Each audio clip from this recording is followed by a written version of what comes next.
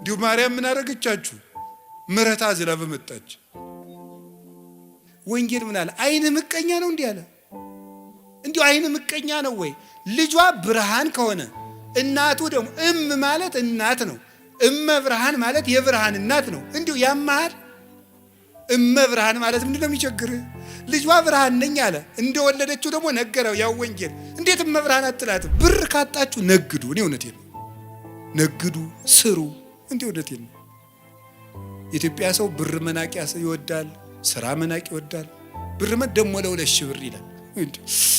ወይ ጥጋ እንደው እናንተ እስቲ አሁን እኔ ብድግ ብዬ እኔ ስፔሻሊስት ዶክተር ነኝ ብል ምን ትላላችሁ? የመነኩስ ያበደ አትሉም? እንደዚህ እኮ ነው ያላችሁ። እሺ ድንግል ማርያም ድንግል ናት በሉ። እሺ እናት ናት በሉ። ክርስቶስሳ አምላክ ነው በሉ። ሰው ነው በሉ። ደግሞ ድንግል እናት ግን ሁለት ናት። ክርስቶስ አምላክ ነው፣ ሰው ነው፣ ሁለት ነው አይደለም፣ አንድ ባህሪ ነው። ስለዚህ የተዋህዶ ምስክር ናት ማለት ነው። የተዋህዶ ምስክር እንድትሆን ድንግልናዋን የጠበቀበት ምክንያት ለዚህ ነው። ስለዚህ እግዚአብሔር በዚህ ነግሮናል። ትንቢተ ሕዝቅኤል ምዕራፍ 44 ቁጥር 2 ላይ ድንግል ማርያም ድንግል ሆና የሆነችውና በዘላለም ድንግልና የቀጠለችው ድንግልናው ያልተለወጠው ለምንድን ነው ብትሉ፣ አንደኛ ለልጇ ምስክር እንድትሆን ነው። አሁን ባልኳችሁ የልጇን አለመለወጥ እንድትመሰክር፣ የልጇን ተዋህዶ እንድትመሰክር፣ ለልጇ ምልክት እንድትሆን። ትንቢተ ኢሳይያስ ምዕራፍ 7 ቁጥር 11 ላይ እግዚአብሔር ይውበክሙ ትእምርተ፣ እግዚአብሔር ምልክት ይሰጣችኋል፣ ድንግል በድንግልና ጸንሳ በድንግልና ትወልዳለች፣ ስሙንም አማኑኤል ትለዋለች አለ። ማቴዎስ ምዕራፍ 1 ቁጥር 23 ላይ በነቢይ የተነገረው ይፈጸም ዘንድ ስሙን አማኑኤል ትበለው በለው፣ ድንግል በድንግልና ትወልዳለች፣ ስሙም አማኑኤል ይባላል የተባለ ይፈጸም ዘንድ አለ። እግዚአብሔር ምልክት ይሰጣችኋል፣ ድንግል ትወልዳለች አለ። ድንግል ማርያም ዘላለማዊ ድንግልና ከሌላት ምልክትነቷ ምንድን ነው? ምልክት የሆነችው እኮ ዘላለማዊ ድንግልና ስላላት ነው። ያ ምልክት የተፈጸመባት ድንግል ደግሞ እመቤታችን እንደሆነች ወንጌላዊ ነግሮናል። ስለዚህ ድንግል ማርያም የማይለወጥ ዘላለማዊ ድንግልና አላት። ለምን? ምስክር እንድትሆን፣ ምልክት እንድትሆን፣ ለሃይማኖት ማስረጃ እንድትሆን። ወዲህም ደግሞ ለምንድን ነው የማይገባባት ሲባል ሌላ ባል አላገባችም፣ ሌላ ልጆችን አልወለደችም። ለምን? የኃያላን አምላክ እግዚአብሔር ስለገባባት። ሕዝቅኤል ምዕራፍ 44 ቁጥር 4 ላይ እንደተነገረው የሰራዊት ጌታ እግዚአብሔር ገብቶባታልና ሌላ አይገባባትም፣ ተዘግታ እጹታ ትነብር ለዓለም፣ ለዘላለሙ ታትማ ትኖራለች። መልስ ለምን? እግዚአብሔር ስለገባባት። እግዚአብሔር ስለገባባት። አንዳንዶቹ ምን ሊሏችሁ ይችላሉ? አረ ትንቢተ ሕዝቅኤል ምዕራፍ 44 እኮ ስለ ማርያም የሚመለከት አይደለም ይላል። አይድረስ እኮ ነው እናንተ። ደንቆሮና እንትን አሉ እንዴ? ብልህና ጅል ተከራክረው አሉ፣ ጅል አሸነፋሉ። ምን ብሎ ሲባል እምቢ ብሎ። እንዲሁ ይገርማችኋል እኮ እንደዚህ ነው። ምንድን ነው የሚለው? እምቢ። እንደዚህ ነው። መልሱ ምንድን ነው? አይደለም። እንደዚህ ብሎ አይደለም ይባላል። እንዲሁ እኮ ይገርማል። እንዲሁ ምን ይሻላችኋል? ድንቁርና እንዲሁ ነውር ነው። ድንቁርና እንዲሁ ጥበብ ቤቷን ሰራች እንደተባለ ጥበብ ድንቁርና ቤቷን ሰራች፣ 7 ምሰሶ ማቆመች ያስብላል። እነዚህ እኮ ነውር ነው። ስለ እመቤታችን አይደለም ለማለት ምንድን ነው ማስረጃ? አንድ እኮ እንዲሁ የመጽሐፍ ቅዱስ መንፈሳዊ ሕይወት አለ። በስነ ጽሑፍም ቢሆን ሕግ አለ። አንድ በስነ ጽሑፍም እኮ እንዲህ ነው ለተባለ ባለሙያዎቹ ሐሳብ ሲሰጡበት ነው። ባለሙያዎቹ ሐሳብ ይሰጡበታል። ሙያ አለው እኮ። እስቲ አሁን እኔ ብድግ ብዬ እኔ ስፔሻሊስት ዶክተር ነኝ ብል ምን ትላላችሁ? የመነኩስ ያበደ አትሉም? እንደዚህ እኮ ነው ያላችሁ። ሙያ አለው ነው፣ ባለሙያውን ነው የምትጠራ።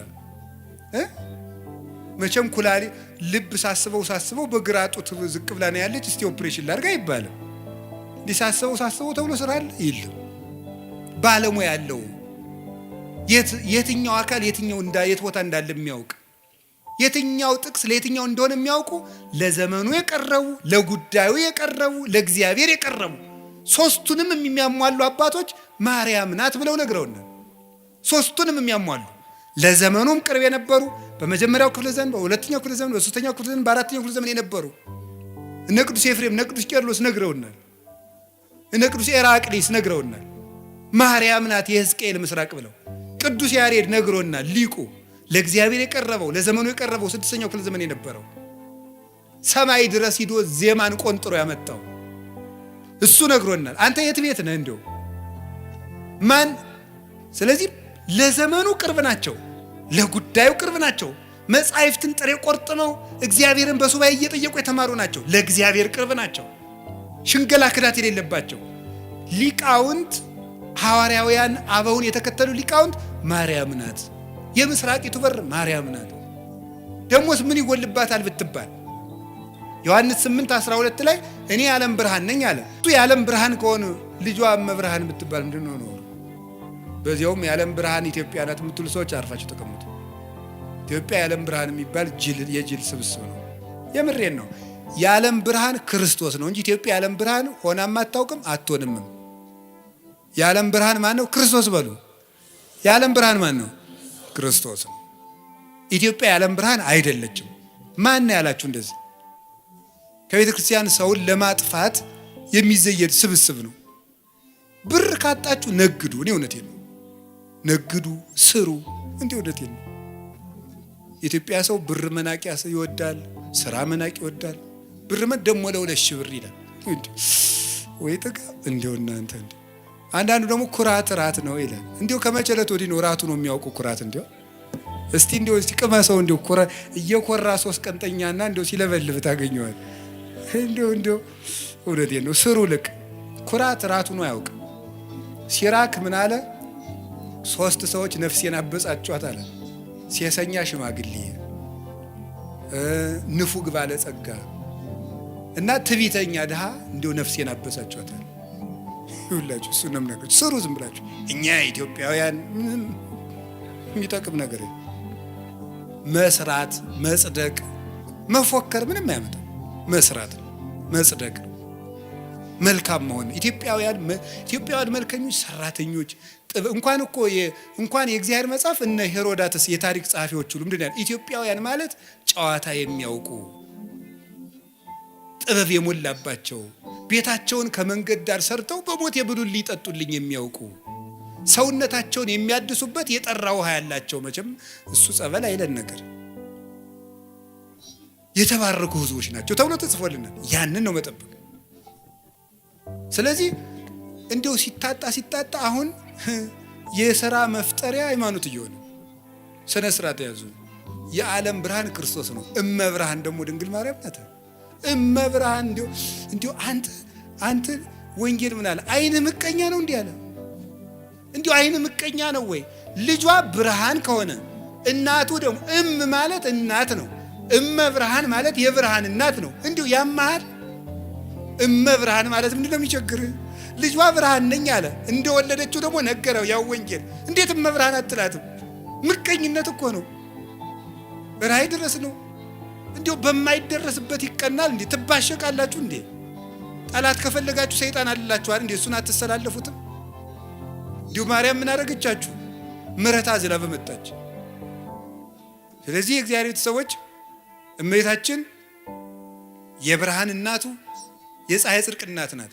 ስለዚህ ለምንድን ነው ድንግል ማርያም ዘላለም ድንግል መሆን ያስፈለጋት ሲባል ቅድም እንዳልኳችሁ ለልጇ ምስክር እንድትሆንና እግዚአብሔር ስለገባባት ነው። በእግዚአብሔር ዙፋን ፍጡር አይቀመጥም።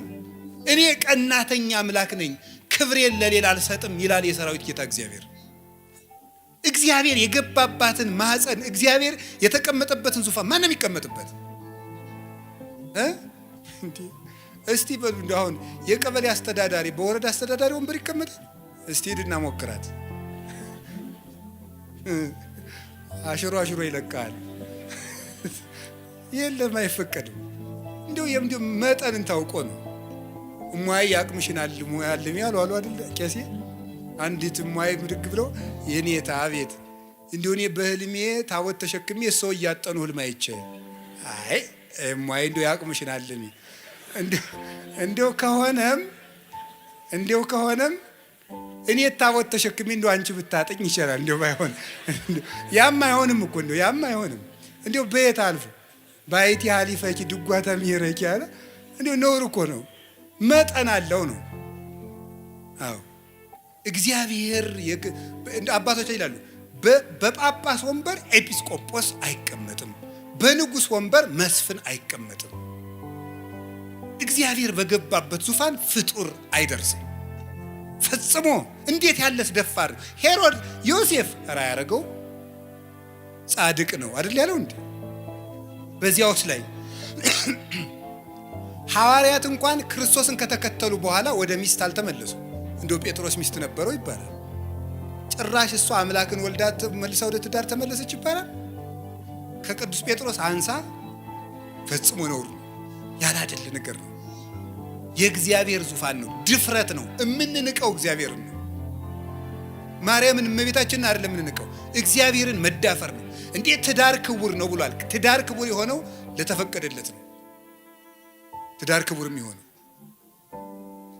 ለሚጠቅመው ለተሰማራበት እና ለድንግል ማርያም ግን ይሁሉ መጠኑ አይደለም። ወንድ አላውቅም ሐሳብ የራሱ የለኝም እኮ ያለችው ቅዱስ ጎርጎርዮስ ዘንዚናዙና ዘኑሲስ የሚሉት እንደዚህ ብላ ስትናገር በቃ ዘግታ ጨርሳለች ማህተሟን ነው የሚሉት። ፈጽሞ ሐሳብ ራሱ ብልጭታ የሚባለው ራሱ መጥቶባት አያውቅም ስላለ የምታስበው እግዚአብሔርን ብቻ ነው። እንዲህ ያለች ነው የስርየት መክደኛ ያሰኘት ይሄ ነው። አማናዊት ታቦት እመቤታችን ናት። እመቤታችን ቅድስት ድንግል ማርያም ይሄ ታቦት ምን ያርፍበት ነበር? ብርሃን። እስቲ ብርሃን በሉ። አቤት ከድንግል ማርያም ምን ተገለጠ? ብርሃን በሉ እንጂ። ያ ብርሃን ማን ነው? ክርስቶስ ነው። ብርሃን ያረፈባት ታቦት እመቤታችን። ያንን ብርሃን ምን ይከበው ነበር አልኳችሁ? በሉ እንጂ ምን አለ? መንፈስ እግዚአብሔር ቅዱስ ይመጽእ ላዕሌኪ ወኃይለ ልዑል ይጼልለኪ። የእግዚአብሔር መንፈስ ባንቺ ላይ ይመጣል፣ የልዑል ኃይልም ይጋርድሻል። ሀብተ መንፈስ ቅዱስ ይጋረዳት። መንፈስ ቅዱስ በሀብተ መንፈስ ቅዱስ የተጋረደች። ቅዱስ ቄርሎስ ሲናገር መኑ ውእቱ ዘከማከ ዘከለለ መንበሮ በእሳት ይላል። ቅዳሴ ቄርሎስ ላይ ሲናገር መንበሩን በእሳት ያጠረ እንዳንተ ማን ነው ይላል። መንበር እናቱ ናት። በእሳት መታጠሯ መንፈስ ቅዱስ ይጋርድሻል መባሏ ነው። የታጠረች መንበር ናት። ያችን እሳት ደፍሮ እንኳንስ ረተው ጎበዝ እንኳን እመቤታችንን እኮ የሰማዩን ዙፋን እንኳን እናቷ አይደለም እኮ ያ ዙፋን ያንን እኮ ኪሩቤል ፊታቸውን ሸፍነው ነው ማየት አይቻልንም ብለው ማርያም እመቤታችን እንኳን ሊዳስሳት ሰው በስጋዊ ፈቃድ ሊቀርብ ይቅርና የሰማዩን እንኳን ማየት አልተቻላቸው። እቺ ደግሞ እናቱ ናት። ስለዚህ እመቤታችን ቅድስት ድንግል ማርያም የእግዚአብሔር ዙፋን ናት። ደመና መንፈስ ቅዱስ የጋረዳት ናት። መስዋዕት ያርግ ነበር በታቦቱ። እመቤታችንንም ጸሎት እናሳርግባታለን ታቦት ስለሆነች። ቅዳሴ መሃል እመቤታችን ለምን ጠርለም ነው? ተፈስሒ ወዘንሥእ ለኪ ዳይና ቅድስት ምልዕተ ክብር ድንግል በኩሉ ጊዜ ወላዲተ አምላክ እሙለ ክርስቶስ አይርይ ጸሎተነ ዲበ መልዕልት አበ ፍቁር ወልድኪ። ሌላ የለውም። ድነተ ሥጋ ድነተ ነፍስን የምንለምንሽ ክብርን የተሞላሽ ቅድስት ወይ ደስ ይበለሽ። ወደ ልጅሽ ወደ ወዳጅሽ ወደ ላይ ጸሎታችንን አሳርጊ። በቃ የለም። ታቦት ናታ። እስራኤል በታቦት ጸሎት ያሳርጉ ነበር። እኛ በእመቤታችን ታቦትነት ጸሎትን ወደ ልጇ እናሳርጋለን። ከቃሉ ጋር ናችሁ። እግዚአብሔር ከሁላችን ጋር ይሁን።